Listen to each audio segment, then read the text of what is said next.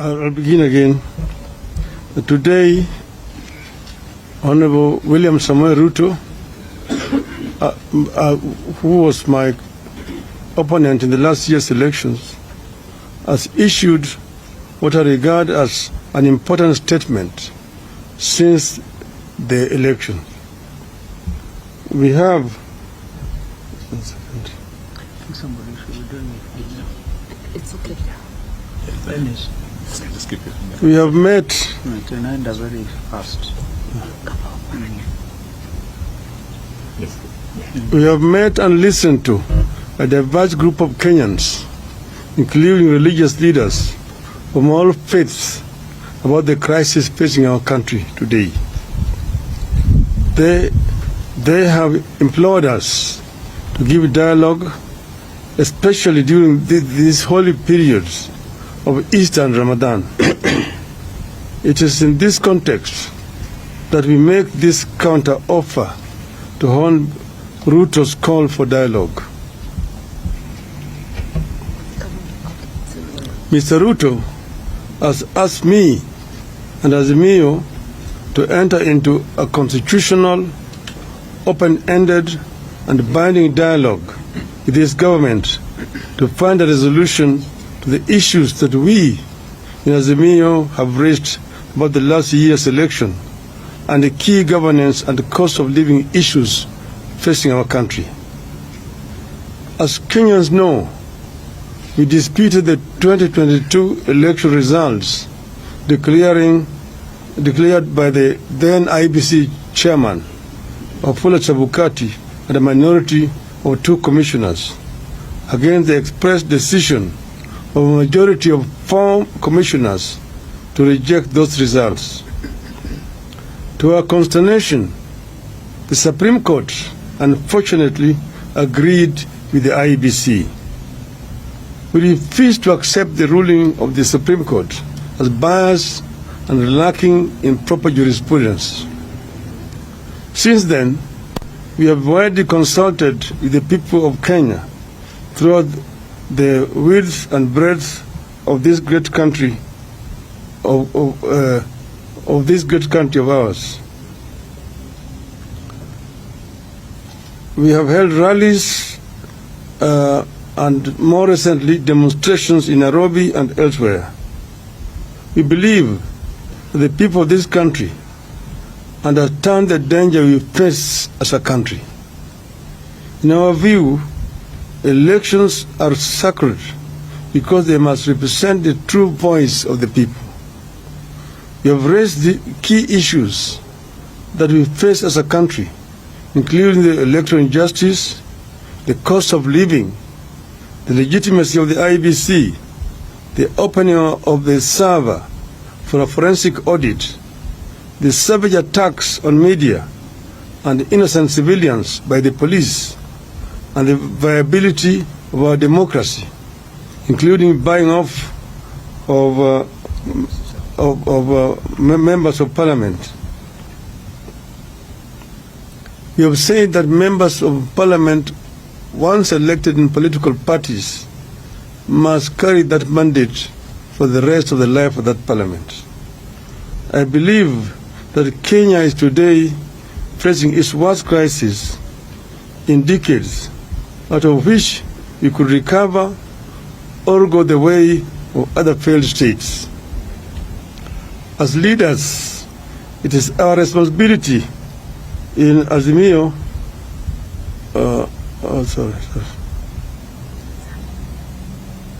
As leaders, it is our responsibility in Azimio la Umoja to save this country from the catastrophe. We as Azimio la Umoja have resolved the following. 1. We acknowledge Mr. Ruto's olive branch for a dialogue on key issues raised by Azimio la Umoja. To us, this is a positive development. 2.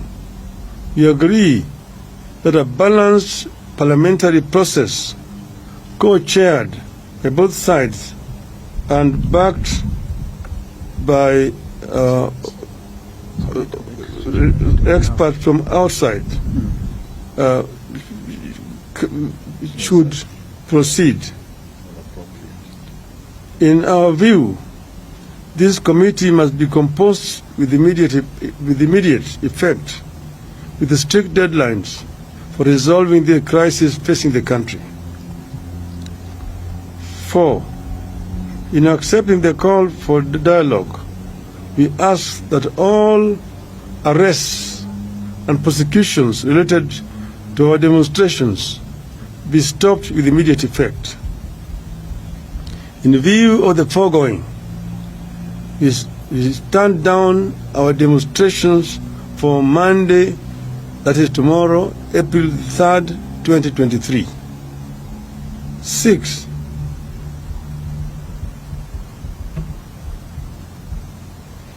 But in doing so, we want to emphasize that the right to assemble, to demonstrate, petition, and to speak are ironclad as provided for in our Constitution. 7. Therefore, we reserve our rights to call for demonstrations should this process not bear fruit. Should there be no meaningful engagement or response from Ruto to our counter-offer, we resolve to resume our demonstrations after 1 week. We have said several times that demonstrations, picketing, processions, petitions are enshrined in our Constitution, and therefore they are not criminal. We have also said that we as Azimio have never organized criminals to vandalize businesses of innocent, hardworking Kenyans. This is the work of our distractors. Our distractors have all the times tried to show these demonstrations as being violent and aimed at destroying businesses of other people. We want them to desist from doing so. And we want to underscore the point that demonstrations are a fundamental right of each and every Kenyan. Therefore, we would like to see other organizations, particularly human rights organizations, stand out and condemn these heinous acts which have been committed by the state. There have also been excessive use of force by the police. Police officers are meant to keep law and order. But if you find a situation where police officers are using live bullets against unarmed civilians, it is of course basically a reckless police force which wants to cause life which they are supposed to protect. We actually protest in the strongest terms possible about this violation of the fundamental rights of our people. We say that we are ready to embrace dialogue and that we will engage as long as Mr. Ruto and his team are ready to engage. We as Azimio are ready because we want a peaceful resolution to the differences that we are having in this country. We want to strengthen our democracy. We want our election to have meaning, that how Kenyans vote is actually what is eventually announced by the Electoral Commission. And we have also said that we do not want to see the 4 commissioners who had said no to be sacrificed. We want those commissioners to be reinstated so that we can be able to move in as a country in a one and a united way. So we are ready as Azimio. I'm saying in conclusion, we were ready to engage. We will engage without any kind of coercion in whatever way. And this process could start as early as tomorrow. I thank you. Thank you.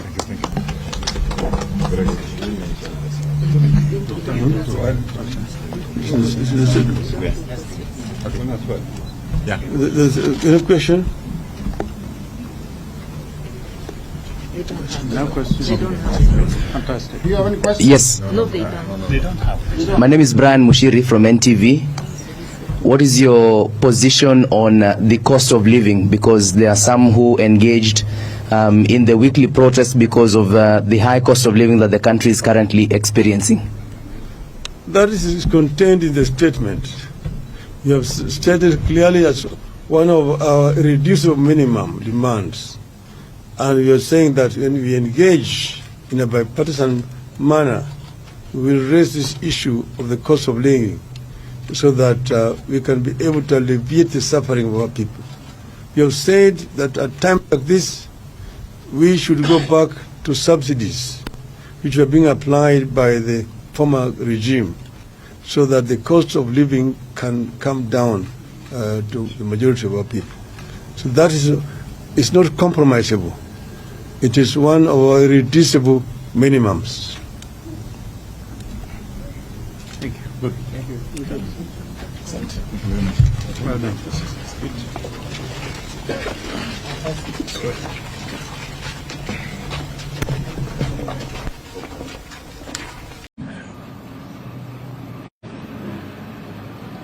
Good afternoon, ladies and gentlemen.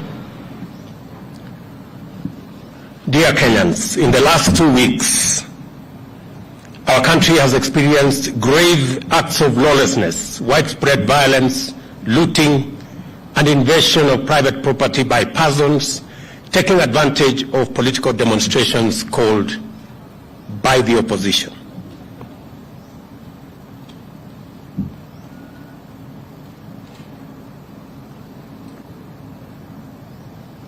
Will we start again or something?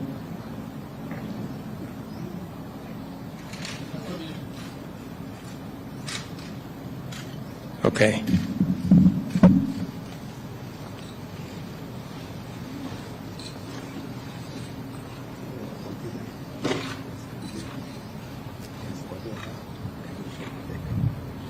Kama ingekuwa wao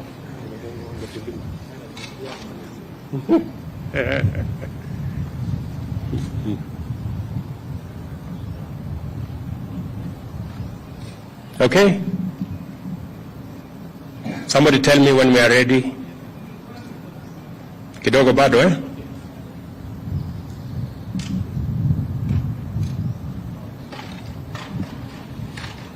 Mumenichelewesha sana. This statement I was supposed to make at 4:30.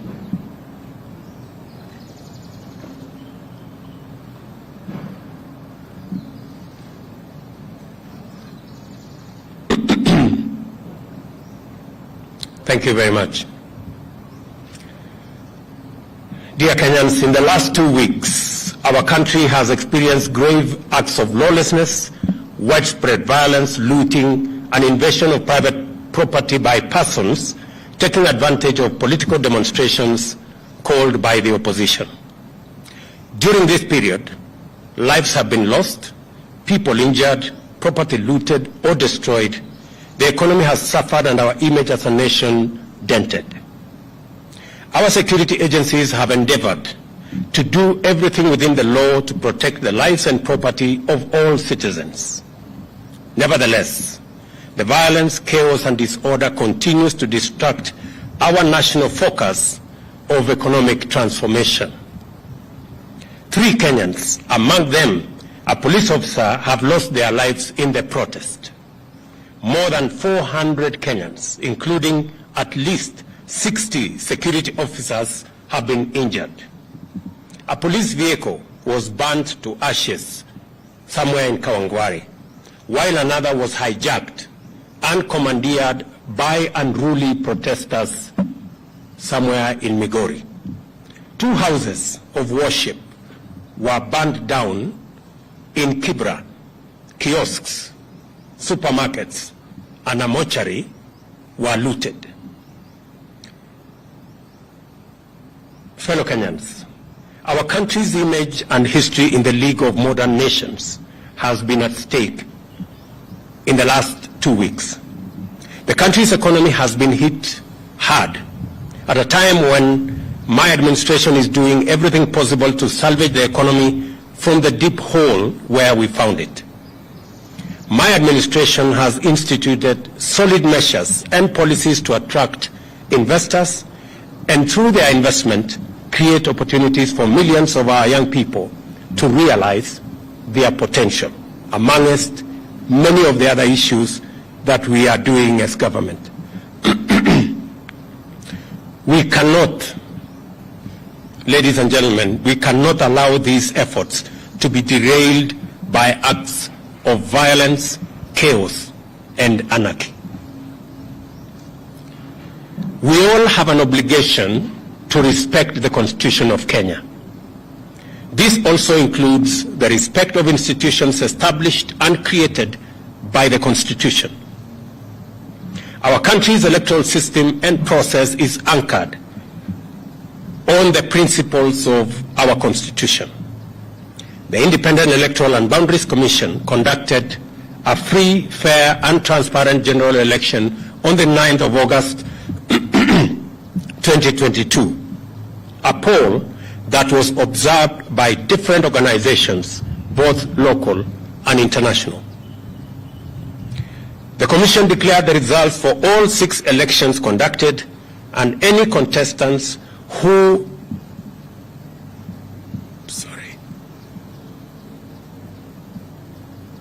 were aggrieved by the outcome had an opportunity to present their grievances to the country's judicial system for arbitration.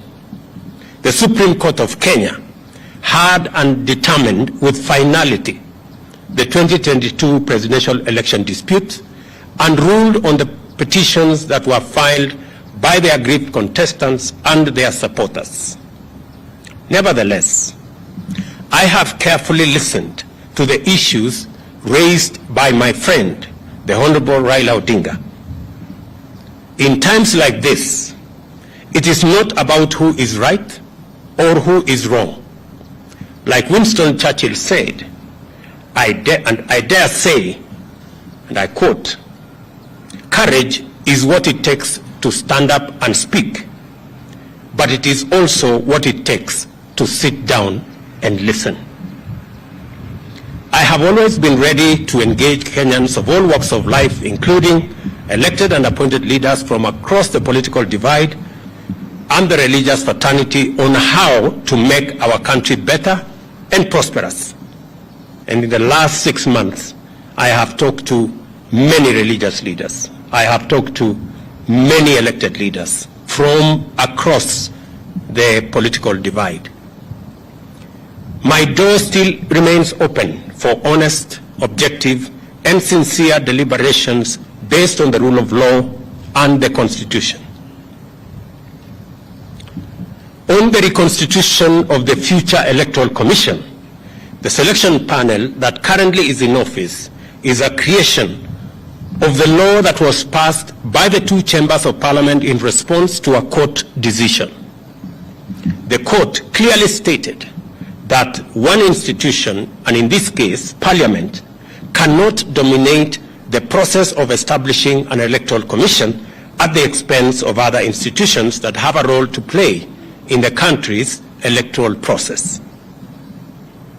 However, considering the matters raised by our friends in the opposition, I suggest a bipartisan engagement in Parliament on the reconstitution of the IEBC panel within the parameters of the law and the Constitution. In any case, as a Democrat and guided by the Constitution, I, on the 9th of December 2022, sent a memorandum to the Speakers of the National Assembly and Senate requesting the purposive intervention on implementation of the 2/3 gender rule, entrenchment in the Constitution of the Constituency Development Fund, Senate oversight and national gender affirmative action funds, establishment of the position of the Leader of Opposition, and the improvement of parliamentary oversight of the executive. And for the record, Parliament has already approved the parliamentary oversight of the executive, and shortly, Cabinet secretaries will be appearing before the House to answer questions. The other items are still in Parliament.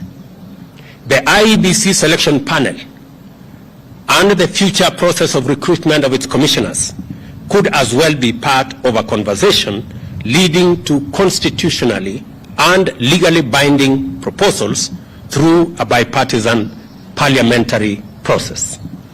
In other words, I am suggesting that the issues that have been raised by our friends on the matter of IEBC, my suggestion is that this matter can be handled in Parliament by a bipartisan parliamentary process so that we can agree on what it is they have an issue with, and we can adjust as is agreed and as necessary. And therefore, in these circumstances, and in view of the recent events that led to loss of life and destruction of property in the demonstrations that have occasioned in our country for the last 2 weeks, I urge my brother Raila Odinga and the opposition to call off the demonstrations and to give this bipartisan approach a chance for us to take the country forward. Meanwhile, I call on all Kenyans to remain peaceful and law-abiding, and I assure them that the government of Kenya will continue with its sacred duty of protecting their lives and their property, including their businesses. Thank you very much.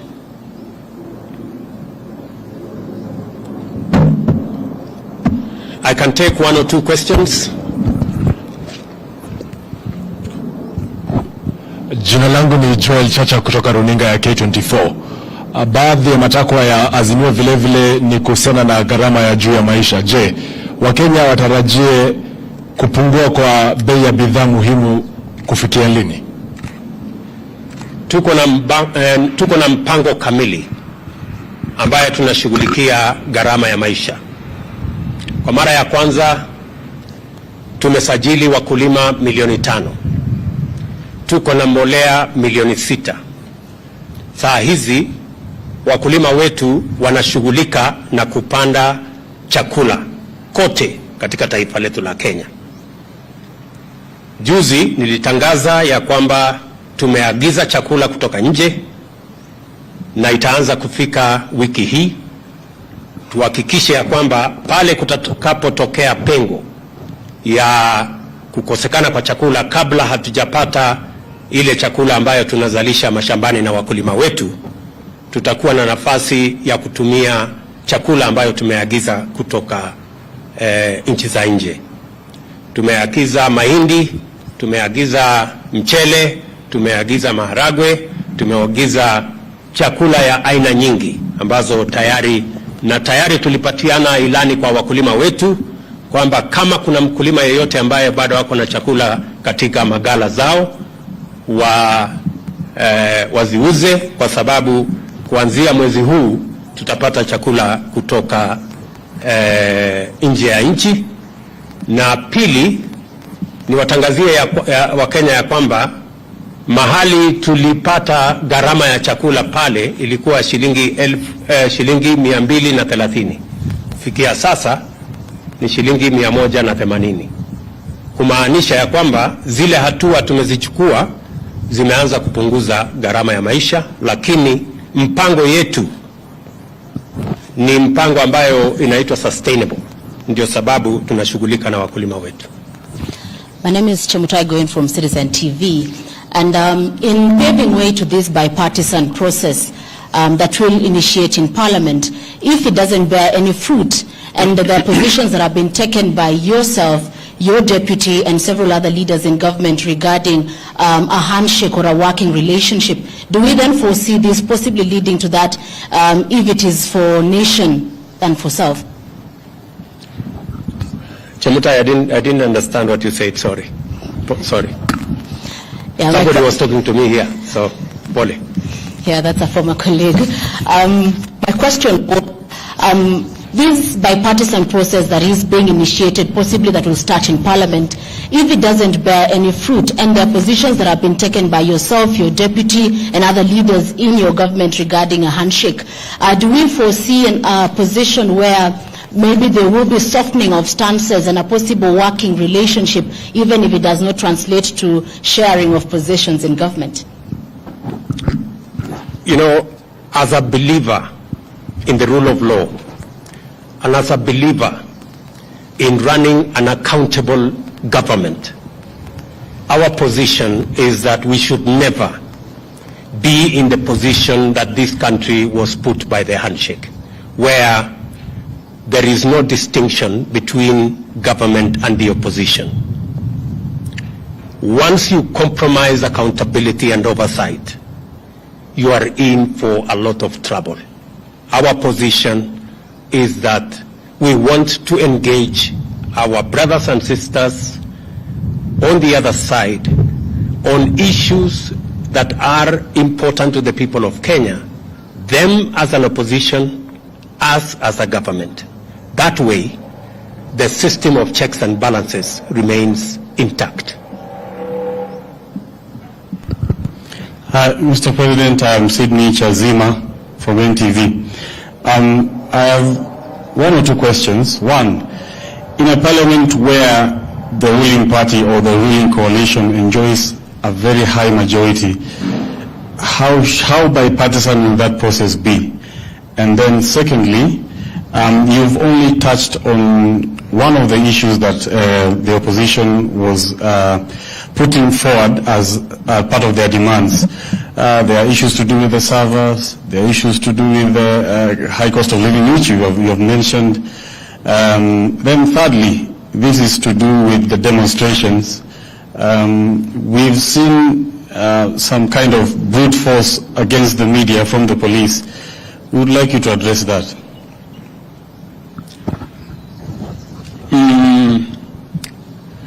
On your first issue, we've been this road before. We've sorted out matters in a bipartisan way in Parliament before, irrespective of what numbers there are. And in any case, the numbers in Parliament, the difference is not that much from where I sit. So I do not see any threat of any side. And in any case, when we engage in a bipartisan approach, it is not a game of numbers. It is a game of reason and how we put our arguments in a manner that carries not one side, but all sides. That is the essence of a bipartisan approach. I have responded in my statement, if you read carefully my statement, I have responded to all the issues that our good friends on the other side have engaged in. And finally, we are great believers in free media. And any engagement that puts the media in danger is not acceptable. However, in the context of the violent demonstrations, you agree that there has been a lot of violence against citizens, many citizens, properties, burning or down of buildings, including churches. In that confusion, there could have been incidences where the media was caught in the fray. I do not think there is any deliberate attack on the media.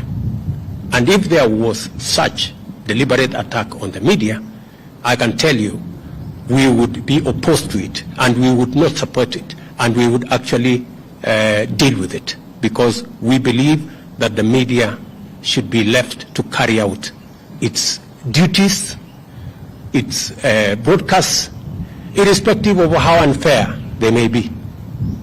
It doesn't really matter. But the media should be left alone irrespective of how biased they may be. Okay, any other maneno? And just for the record, because I have seen some other people say, oh, maybe the media will be, I don't know what will be switched off. Take it from me. Kenya has come a long way. The era of switching off, I don't know, this or that, that's way behind us. I have said we will support the right of the media to carry out its function. You have our absolute support, irrespective of how biased you are against us. We will support you. Yeah? We will support you to do whatever it is that you're doing. But I am sure if we exchange positions,